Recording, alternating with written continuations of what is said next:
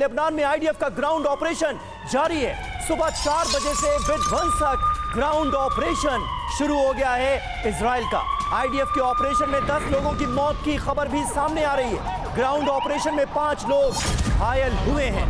तो लेबनान में इस वक्त कोहराम बरपा है, खास करके दक्षिण लेबनान से जो खबरें सामने आ रही हैं वो ये बता रही हैं कि ग्राउंड ऑपरेशन न सिर्फ शुरू हो चुका है बल्कि इसका असर भी लेबनान में नजर आने लगा है।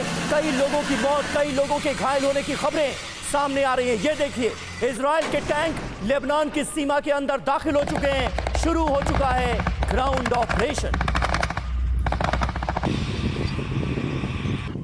ये तस्वीरें आपको दिखा रहे हैं किस तरह से आईडीएफ के जवान अब लेबनान के अंदर दाखिल हो चुके हैं। यानी जिस बात का खतरा था लेबनान को, जिस बात का खतरा था ईरान को, वो हो गया है।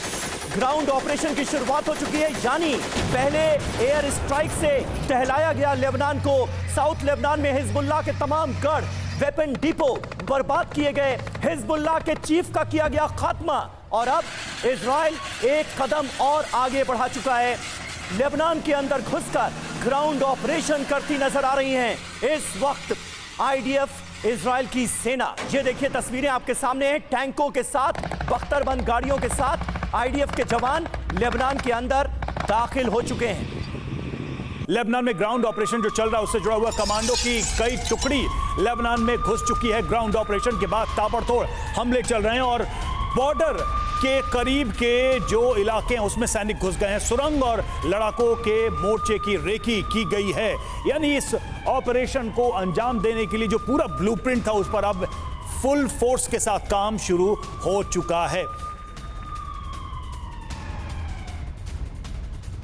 और देखिए कई अहम खबरें इस वक्त हमारे सामने आ रही हैं। ग्राउंड ऑपरेशन की पूरी डिटेल TV9 भारतवर्ष अब आपको देने जा रहा है। पूरी टाइमलाइन अब आपके सामने आने जा रही है उस ग्राउंड ऑपरेशन की जिसने दुनिया में हलचल मचा दी है। लेबनान के अंदर दाखिल हो गई है इजरायली डिफेंस फोर्सेस। 12 घंटे में दरअसल पूरी की पूरी कहानी बदल गई। कल शाम 4 बजे योव गैलेंट ने कहा हम ग्राउंड ऑपरेशन की तैयारी में हैं। रात 10 बजे अमेरिका को इसकी अपडेट दी जाती है। अमेरिका को इजराइल ने पूरा प्लान बताया।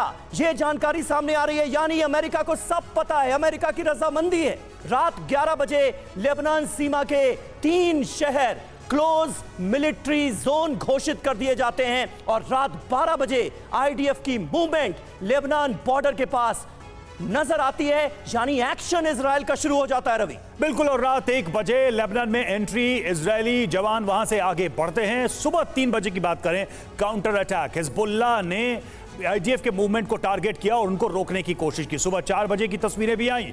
आधिकारिक ऐलान किया गया, आईडीएफ ने ऑपरेशन की जानकारी दी तो एक तरीके से ऑफिशियल कर दिया कि हम इस ऑपरेशन को कर रहे हैं। मनीष, ये जो हम टाइमलाइन देख रहे हैं ये तो बात समझ में आ गई कि स्टेप बाय स्टेप एंट्री हो गई है और ऑफिशियली अनाउंस कर दिया गया। रेसिस्टेंस कैसा मिल सकता है आईडीएफ को, इजराइल की सेना को यहां से?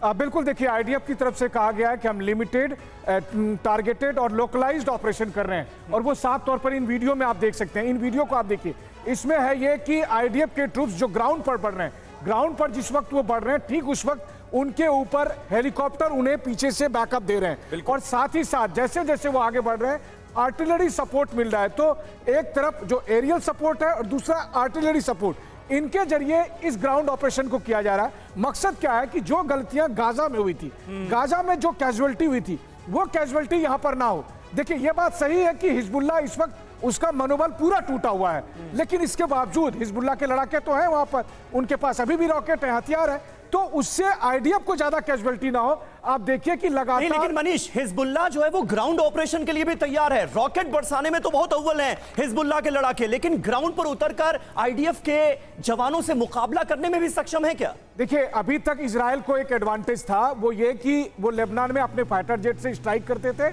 और जब हिजबुल्लाह की तरफ से अटैक होता था तो उनके आयरन डोम और दूसरे एयर डिफेंस सिस्टम बचा लेते थे जी। लेकिन जब ग्राउंड ऑपरेशन होगा उस समय इजराइल का आयरन डोम नहीं रहेगा, उस समय उनका एयर डिफेंस सिस्टम नहीं रहेगा, उस समय वो इस तरह खुले आसमान के नीचे रहेंगे और वैसी स्थिति में हिजबुल्लाह के वही रॉकेट जो अब तक नॉर्थ इजराइल में गिरते थे, जब वो इन पर गिरेंगे तो उस वक्त रिस्क रहेगा। दूसरी बात है वो टेरेन जिसके बारे में सुमित आपको बता रहे हैं, बेका वैली का वो टेरेन हिजबुल्लाह का है। इसके बावजूद कि 10 साल पहले ये वहां से छोड़कर चले गए थे, लेकिन बेका वैली के उस टेरेन में अभी भी एडवांटेज हिजबुल्लाह को है और इसलिए इनको रिस्क है वहां पर कैजुअल्टी होने की। वो कैजुअल्टी इनको ना हो इसलिए ऊपर से हेलीकॉप्टर और फाइटर जेट से लगातार यानी ये जैसे जैसे आगे बढ़ते हैं वैसे यानी आगे एयर स्ट्राइक हो रही है। यानी एक कवर के साथ ये आगे बढ़ रहे हैं और जैसा आपने बताया कि जो एक्सपीरियंस पहले का है उसको देखते हुए ये सारी स्ट्रैटेजी अपनाई जा